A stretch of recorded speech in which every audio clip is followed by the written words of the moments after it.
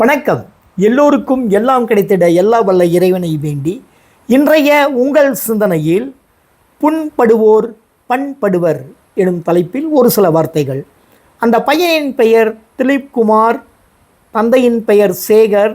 அந்த பையனுக்கு 9 வயது இருக்கும்போது தந்தை மரணம் அடைகிறார். அந்த குடும்பத்தை வழிநடத்தும் மிகப்பெரிய பொறுப்பு அந்த பையனிடம் சேர்கிறது. இளமையான வயது. அந்த சின்ன வயசில் அவன் என்ன செய்வான்? அப்பா கிட்ட இருந்த பல வாத்திய கருவிகளை குறைந்த விலையில் விற்கின்றான். அப்போதும் குடும்ப தேவை நிறைவேறவில்லை. அவ்வப்போது சின்ன சின்ன கச்சேரிகள் அவனுக்கு தெரிந்த ஞானத்தை கொண்டு, இசை ஞானத்தை கொண்டு நடத்துகிறான். அதில் கிடைக்கும் வருமானம் ஓரளவு குடும்பத்தை வழி நடத்துகிறது. அதற்காக பள்ளிக்கு அடிக்கடி அவன் மட்டம் போடுகிறான், விடுமுறை எடுக்கிறான். தலைமை ஆசிரியர் பையனையும் அந்த அம்மாவையும் கூப்பிட்டு கடுமையாக சொல்கிறார், பையன் பள்ளி கட்டணத்தை முறையாக கட்டுவதில்லை, பல்வேறு செலவுகள் இருக்கிறது, பள்ளிக்கும் ஒழுங்காக வருவதில்லை, அவ்வப்போது மட்டம் போடுகிறான் என்று.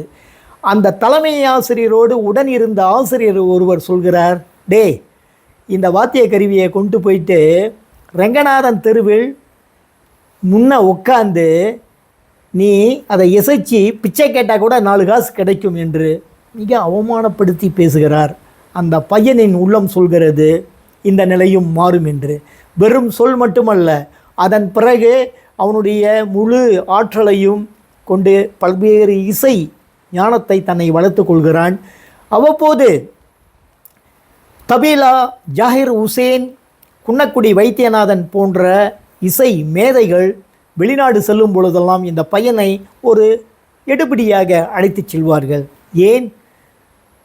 MS விஸ்வநாதன் சிங்கப்பூரில் மாபெரும் இசை கச்சேரியை நடத்த இந்த பையனை அழைக்கும்போது அந்த பையனுடைய அனைத்துலக கடப்பிதழ் காலாவதியாகி விடுகிறது.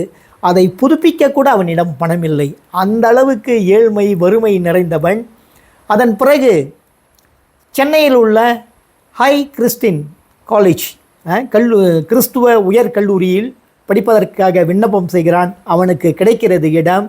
ஆனால் ஒரு கண்டிஷனோட, இங்கே உள்ள இசை குழுவினை நீ தரமாக உருவாக்க வேண்டும், அந்த பொறுப்பு உன்னுடையது என்று சொல்கிறார்கள்.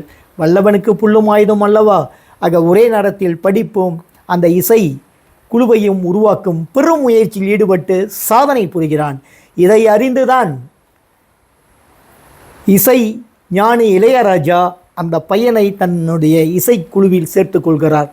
அதன் பிறகு தன்னை வளர்த்து கொண்டு இன்று உலகை ஆளும் இசை புயலாக வலம் வரும் அந்த பையன்தான் AR ரஹ்மான். ஆக இதை பற்றி நீங்கள் என்ன நினைக்கிறீர்கள் என்று அறிய விரும்புகிறேன்.